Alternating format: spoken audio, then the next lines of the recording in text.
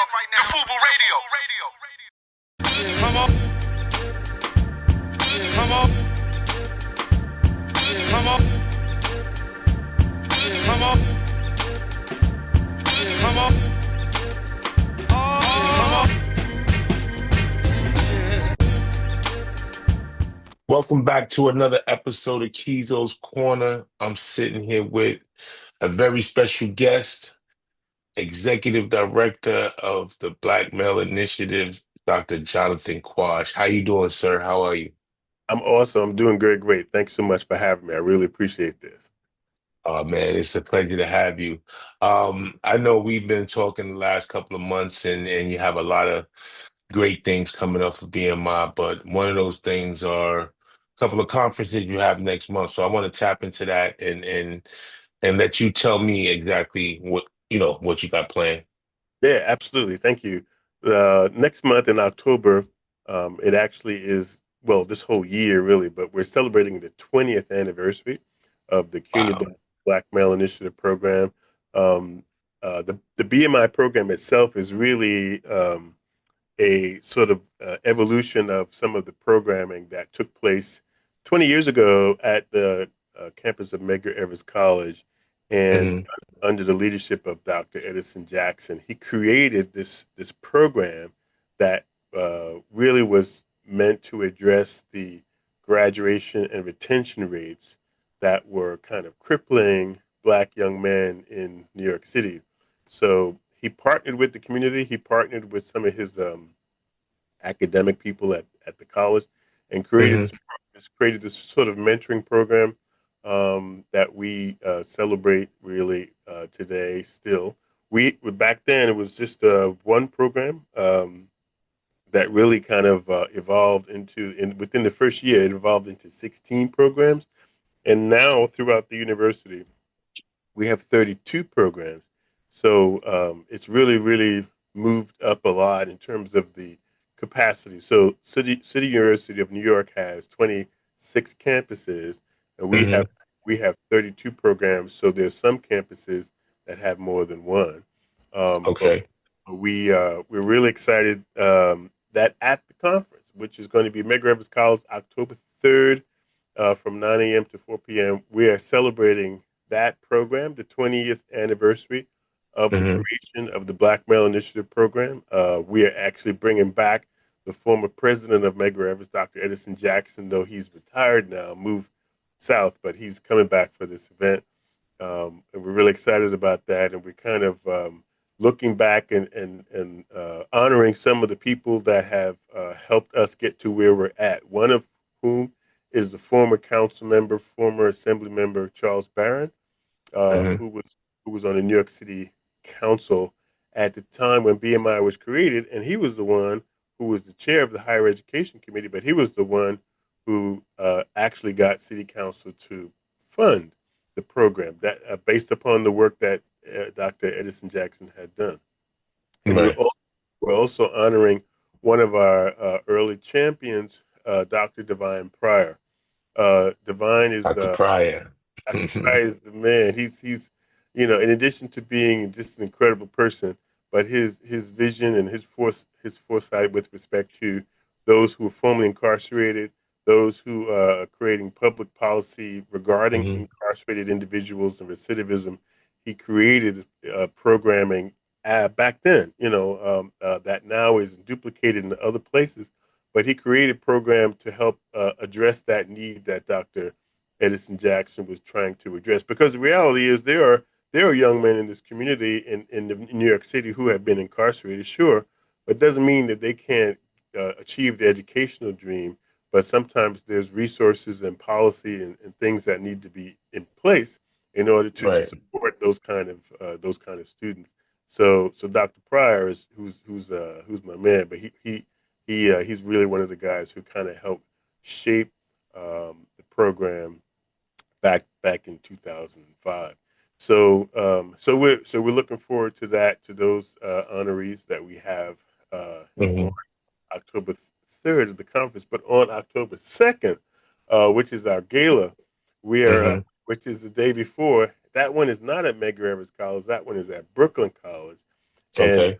we're going to be honoring several individuals, several outstanding individuals, including you, Dr. Perrin, because of all the great work that you've done with our program and leading the charge in your quest for not just entrepreneurship, but also helping to motivate and inspire young men of color in New York City, as well as Irv Gotti in remembrance some of the Right. work that he has done and his wife Tina Lorenzo as well. And so we have individuals that what we'd like to do every year is recognize those people who have made contributions to the culture. And Right. so whether it be New York City, whether it be the lives of young men, but we're really trying to recognize some of the efforts of people who've come before us.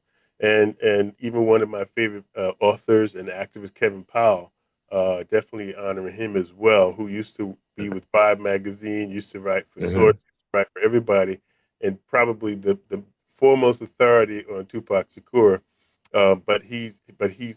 He's been with BMI for 20 years and been one of the early pioneers to help put the program on the map. He wrote the book, the handbook for Black young men, and that when the program started, that was like our Bible. You know, he really helped us to share that with young men and kind of give them a sense as to their history, but also give them a sense as to where they're going.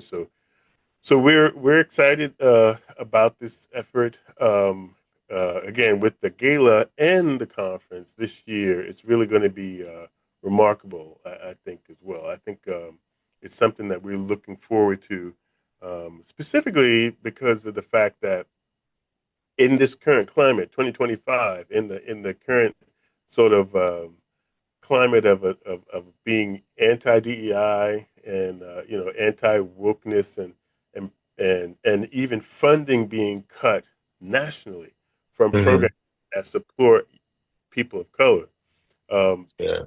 our program is continuing in the midst of that climate, and it's a challenge. Let me tell you, because funding has been cut from university. Our program, thankfully, is not funded federally. However, Hmm. campuses are facing that wrath because of the fact that there's research dollars that have been going toward programs that support minority young men, minority young women, or specific research programs. Like even just recently, there was grants cut over $300 million cut to institutions in Alaska that serve indigenous populations, and so there's um, a lot of challenges right now that is really creating issues for us. But we're Right. trying our best to really move forward with that. Yeah, man.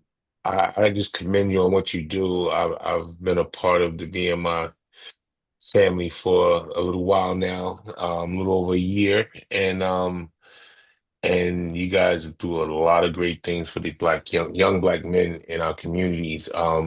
So it's 20 years is a milestone. So, I just commend you on what you guys are doing and what you have done with the program because sometimes people give up on our people, Yeah, and to have that type of program where you have dedicated people who are just, on it every day and making it, continue to be something that's a staple in the community for our black men is a big thing. So kudos to you, man, thank you in so the whole much. program.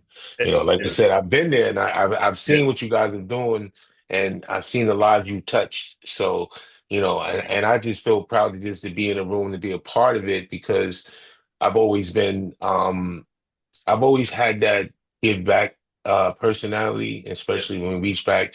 You know, I don't know if you know, but I used to be a property manager years ago, in the 1900s, as they say, right? So Okay. but when my boss gave me the job, I got the job of property manager at 20 years old. And when my boss gave me the job, he said, what I want you to do moving forward in your life is to always reach back and pull another black man up the ladder. And I just never forgot that because he gave me opportunity, and opportunity was a great one. Obviously, I moved on and went to do FUBU, but Yeah, you yeah, know, it was one of those tipping points, but FUBU worked out for me. So, but at that age, at 20 years old, I just never forgot that, and I've always reached back and try to inspire young men or motivate, these young men, or even give them 5 seconds just to, yeah. voice what they have to say and give them some advice on that. So, but kudos to the program, man. What else you guys have going on? What else Well, you one of the things that we're actually, I'm very excited, and you brought up some great points about giving back. Two things on that. One, that reminds me a little bit about something my father once told me. I grew up in New York, and Jamaica Queens? yeah, Jamaica Queens. That's it.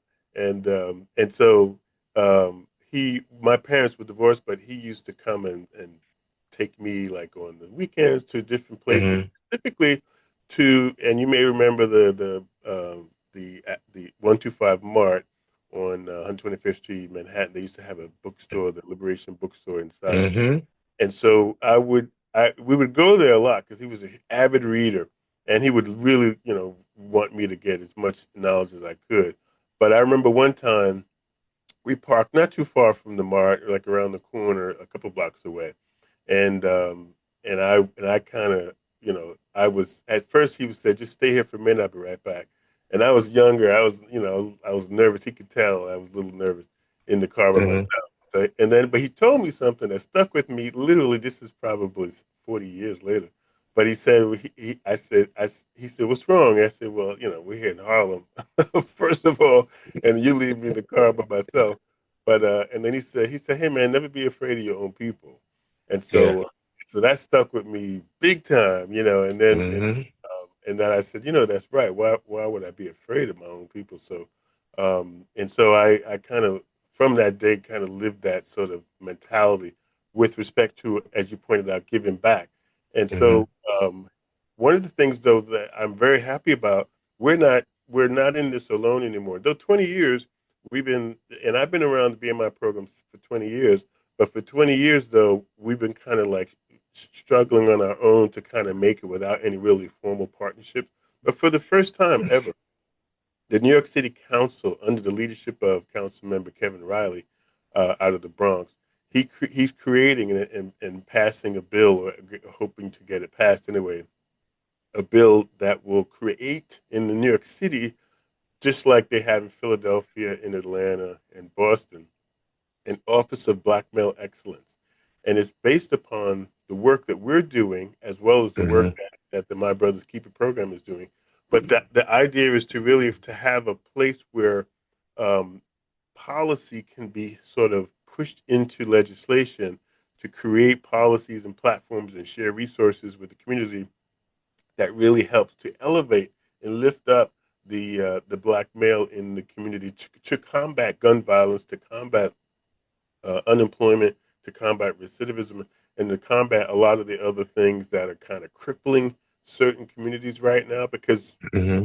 with respect to, again, with the federal administration, coupled with inflation, coupled with the resources being taken away, like Head Start and and obviously Medicaid, being taken away from communities of color, those things really are major concerns. So I really Hmm. applaud Councilmember Kevin Riley. But in addition to that, on the other side of the House, Deputy Mayor Almanzar, who's the Deputy Mayor for Special Initiatives, she's led a task force for about 6 months now, for a task force to create a working group in across New York City to to um, to be able to address the mental health needs of Black and Brown men in New York City. And so it's called the Black and Latino Wellness Group. But Hmm. the whole idea is to be able to try to address the needs, and it's not to say that Black and Latino males have mental issues all of. In other words, but what we are saying is that we do realize that unemployment causes problems. You know what I mean, and poverty causes challenges. When you don't have food to eat, you resort to whatever you got to do to go get Yeah. food to eat. But that's the unfortunate thing, that certain systems are put in place to keep those people doing that same thing. And so, Hmm. so we're trying, so that we consider wellness, right? So we're Hmm. trying to address the wellness concerns.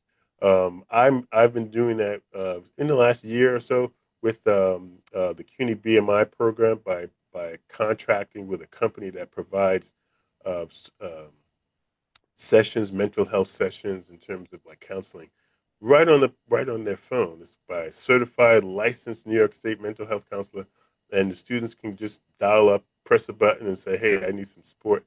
And the deputy mayor is interested in moving that around New York City. In other words, not just CUNY students, but if anyone needs support, um, there's a Hmm. big there's a big stigma about getting help. There's a if now I during the pandemic I was working as the director of BMI program at in Queens at York College in Jamaica, and Hmm. I used to also run the food pantry. I created a food pantry because I saw so many families suffering when the pandemic hit, losing jobs, losing income. So I was coming every day giving out bags of food to families who lived in the community. And Hmm. there's one gentleman who's uh, probably about my age, maybe a couple years older. He said to me, he came with his mask on, and it was winter, it was cold, and he said, I finally broke down. I really had to come here. I didn't want to come here, but I had to come here and get food. I know you've been sending me emails saying you can come get food. I said, why didn't you want to come? He says, man, I just didn't want to face my family having to get handout food. I said, man, this ain't handout food. I bought this food. We spend a lot of money for it. It's not like free food. We shop at a wholesale supermarket, and so that you have it. So Right. he said, I know, but I'm a man, and I try to do for my family. I said, hey, man, we all need help every now and again, and so that stigma is really Yeah. one of the things that is challenging for men. They Yeah.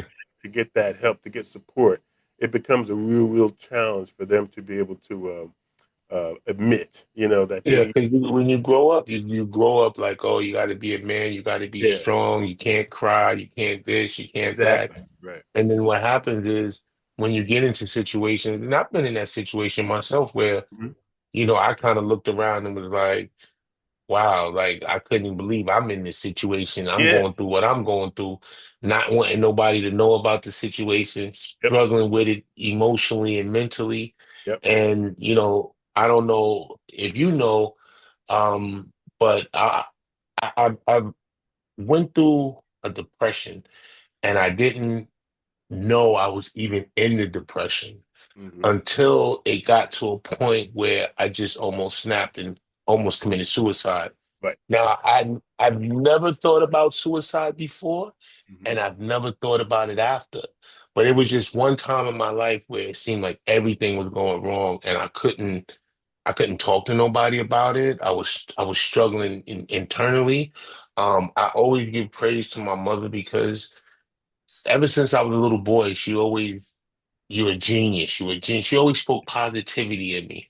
And by her doing that consistently over my whole life, 'cause I was about 5 years old as far back as I can remember, Hmm. and she just kept doing it and doing it. She was the only person, well, not the only person besides my wife, but she was the only person who knew what I was going through that I could talk to. And Uh-huh. she got me through it and she coached me. And in reality, I needed a therapist. Yep. I needed to go sit down with somebody, but I was too ashamed. I didn't want the therapist in my business. I Right. didn't want the therapist to feel like, oh, I have this guy from, you know, this company and, girl or guy or, Mm. whatever it Yep. is. And you start running, telling my business. But then, you get past that once Yeah. and I think I've grown tremendously in the last 10 years. Mm. Just the way I go about doing things now, it's not about holding everything in, it's about letting it out. yep, And honestly, when you let it out, you feel much better. It yeah, allowed me to get over the hump by letting it out, yeah, yeah. so. But we need that, and young Oh, black men absolutely. are really are against it, or not even against it, but I think they're just, like I was. I just didn't want anybody in my business. I didn't feel like, I should be telling you all my personal information because we grow Right. up and we always say, your mother say, don't go out there, tell nobody out business, So Yep, it, yep, it yep. kind of felt like that. So, No, but I commend you on that as well. thank you. Yeah, you're absolutely right. You're preaching to the choir. I went through depression also a long time ago, maybe about 15, 20 years ago, and yeah, about 20, 21 years ago now. And Hmm. I was too ashamed. I was working, and I just kept going into the back. I was working as a sales manager in Bloomingdale's, going to the back and crying. And I couldn't figure out what the hell was going on. I was like, why am I crying so much? Why, what's going on? And then ultimately things got bad in my personal life. I was sleeping on the streets. I was sleeping in movie theaters. Remember back years ago Yeah. when on Broadway they used to have all those old night movie theaters. Hmm. You pay like $8. You stay there all night. Just be careful where you sit. but I was sleeping in there, and then I would go to work and wash up in the gas station, not tell folk. But what was happening because I lost, I was kicked out, and I couldn't. Was too ashamed to tell my family. Hmm. So, so ultimately, on your point, I went to a therapist, and it changed my life. It really made me see that Yeah. you don't have to worry about getting help, but it is something that literally is that just it's just that help. Yeah. It's not punitive, and it doesn't expose you in any way. It just kind of allows you to kind of deal with some of the pressures that we have. And that's Yeah. and It's that's hard being a young black man in oh, America. But I we know. do it every day. Yep, yep. It's not easy at all. But that's and I realize that when we realize that. So when we look at young men who are in the classroom and acting a particular way or not responding or not even talking sometimes, like I had a guy a couple months ago, one of my contractor partners in the Bronx. He does this kind of after school work in high schools, and he said one of the cats in the program there hadn't talked in a couple of days, and and no one knew why. So finally, he opened up and said, "When my grandmother died, I just don't know how to tell anybody." And Hmm. so his grandmother was raising him. It was his life. Yeah. It's Uh, triggers. yeah, and so he just shut down. I mean, when school and learning and everything, but the group session after school kind of helped them. So we partnering right now with a lot of different organizations, CBOs, who are doing that kind of work in pockets in certain communities where that kind of work is needed and necessary. So Hmm. and that's really what BMI really is about. It's not a one program or one thing, one size fits all type program. It is whatever the need is. So if there's a need for food, if there's a need for mentoring, if there's a need for test prep, or if there's a need for a career after you graduate, those are the areas we're trying to do. Just lift up the entire community so that we Right. can help. So when they look back and say, "Man, thank you so much for helping out," as opposed to, "Man, but nobody cares, nobody helped me." We don't want any young man to feel that way, because we definitely do care. Right. No, man, listen. Like I said, I just commend you guys and the whole program for what you guys are doing. I love it. I love to be around it. Utilize me in any way you can. I'm I'm Thank you, I'm thank you. on board. Because always look at it like, you empower somebody else and they then empower somebody else. And it just keeps going down the line. Hmm. Sometimes people want to keep the knowledge and the information away from you. And that's what I've always been. I've always been open so that like people, like I'll sit down and people ask me advice and they say, well, how much you going to charge me? I said, I'm not going to charge you. I'm going to give you 10 minutes of free game. And Right, now what you do is you take your great notes and you're gonna go ahead and do your research right. and you're gonna figure it out. You're gonna come back and tell me where you at. And then at that time, we'll sit down and have another conversation. But they they're almost like flabbergasted that I'm not trying to charge them, you know? And Yeah. I'm like, listen, man, like sometimes you got to give a person an opportunity, you know, Right. and that's all they may need, you know, is a little nudge, a little push in the right direction. Yeah. You don't have to take them and baby them and hold their hand, but you know, sometimes that's all they need. And everybody don't have the capital to, you know, if I charge you, if I sit down and come up with a fee, you might be like, damn, man, if I pay that, I can't do what I'm trying to do. So Right. Right. how do I give you free game and let you take your finances or your capital and go do the right thing? Right. And that's 9 times out of 10, and that's just me giving back. It's not, you know, I don't look at it like, oh, I could have charged them or no, I'm giving back to my community. I'm pouring back into my community. And Right. when you do that, and my reputation over the years has been just that, because if you ask anybody, like it's funny because they say you ask anybody about Keith, everybody know Keith, but you know one thing about him is he gonna make sure he treats you with respect Right. and he's gonna sit there and you know he's cool Yeah. basically, and I get the cool rep from just being that people person where I can pour back into you. Yeah. And I love it. I mean, I wouldn't change who I am and you know, yeah, I could probably make a gazillion dollars, but you know, what I'm doing to me is worth a lot of money to me, Yeah. you know, Absolutely. internally. And that example is really, I think, is perfect. And thank you for all you do. I think it's perfect example of how our community really needs to exist as it relates to giving back. One of the things I love about the My Brother's Keeper program is that they have a motto that says, "I lift as I climb." So Right. it's not about somebody going up solo, doing things on their own, but they're lifting their brothers with them as they Hmm. climb up that ladder, which is something that the Obama Foundation put out years ago when they created the My Brother's Keeper program. And I think, and that to me is just a great visual. If you think about a young man on a ladder with one hand up on the rung and another hand And below him pulling pulling up. someone up, it's just the way our community I think was meant to be. Because in terms of family, no one can define the family like the black community, because it's like that. It means something more than what we can express, Right. in terms of what Hmm. family really is. In other cultures, family is more formal and more defined by relationships and that kind of thing. But in the black community, you don't even have to be related and you can still be family. Oh yeah. Oh You yeah. know exactly what It don't that means. always make you family. Sometimes you got family that don't have the bloodline, Exactly, you know. exactly. They'll do more for you than family will sometimes, Exactly. I you was know. I was in Far Rockaway last week. My cousin passed away, and he and his wife passed Sorry to away. hear that. Thank you.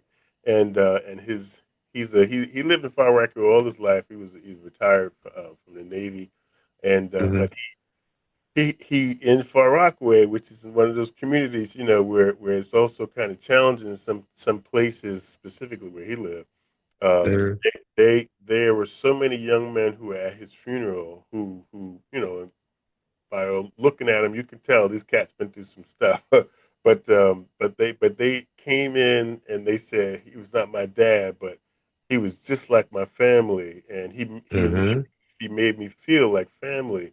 And he, just like you're pointing out, he would give back to all these young men in his building. He lived in the projects down in Far Rockaway, like Beach 860. He Hmm. would give back to all of these individuals in the building and working with them and teaching them and showing them, right from wrong, different things.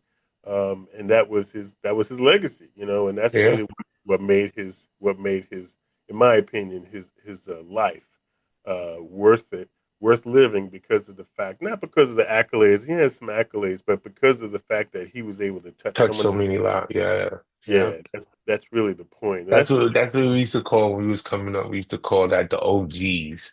You know, you see the yeah, OGs on the block, you know, and I look back sometimes like when I was being bad and cutting school, I could not cut school and come around my neighborhood nowhere where any one of these guys would see me because they would tell me no matter what they were doing, hustling or whatever they were doing out there in the streets, I had to go back to school. I yeah, had to make sure I stay in school. And they used to pour into me and say, hey, This is why I stay on you because, look at me. I'm out here selling drugs because I didn't want to go to school. Don't be like me. And you're really looking up to these guys, but they're telling you, don't be like me, be better Right. than me. So that's what it's all about at the end of the day. Just making sure that you pour back into your neighborhood. And we don't have the neighborhoods that we had when we were coming up. It's like if you live on a block 5 years, Yeah, these days, if you live on a block 5 years, depending on the rent going up and this yeah, yeah. situation changes and you're constantly moving around, Hmm. you don't develop that neighborhood like where you live somewhere for Right. 15 years, 20 years. That's You, right. you don't have that anymore. The neighborhood Right. used to raise the kids. Now Yeah. the neighborhood can't tell these kids anything, but No. I'm so blessed, like I said, to really be a part of the program Hmm. and to see the great work that you guys are doing. I'm always Thank you. in awe at every event that we go to. I'm just standing around like, and people are talking to me like, "Hey, I've done so much," but I'm like, bro, even like when you mentioned Dr. Pryor, I Yeah. met Dr. Pryor at an event, and me and him were talking like we knew each other for 10 Yeah. years, 10, 20 years. And I couldn't believe how cool he was. Yeah. It's just, but you see the people in the way they have that give back, Yeah. and that desire to make sure that they bring along the next generation and pour into the next generation. So I applaud you. Thank you. Um, Anything else you want to share with us? I just invite anyone who wants to come. Our conference, October the 3rd, it's a free conference. Medgar Evers is coming out. Spend some time with the elders or the OGs, as you call them, and learn and listen. We do have like 300 people already registered, and the space Oh, is okay. not that big, but so it's going to be a little tight and uncomfortable. But please come. We invite everyone to come learn a little bit more about BMI. You can also visit us on our website, CUNY Okay. BMI, and you can see all the programs we have throughout the university. And if any young person wants to come to a BMI program, like at a particular campus, like City College, Hunter, or wherever, then we definitely would love to introduce them to the family there, because that's what it is. BMI is a family. We're 8,500 strong, but we're still a big family. That's all. Yeah. Well, listen, Doc, I appreciate you coming on here, spreading the good word, and spreading the news about the greatness you guys are doing with the BMI program. Thank you. Um, and I guess I'll see you October 2nd and October Yes, sir. 3rd. All Yes, right. sir. Looking All right. forward to it. Thank you. Thank you. Another episode of Keezo's Corner, and that's a wrap. We out. Peace.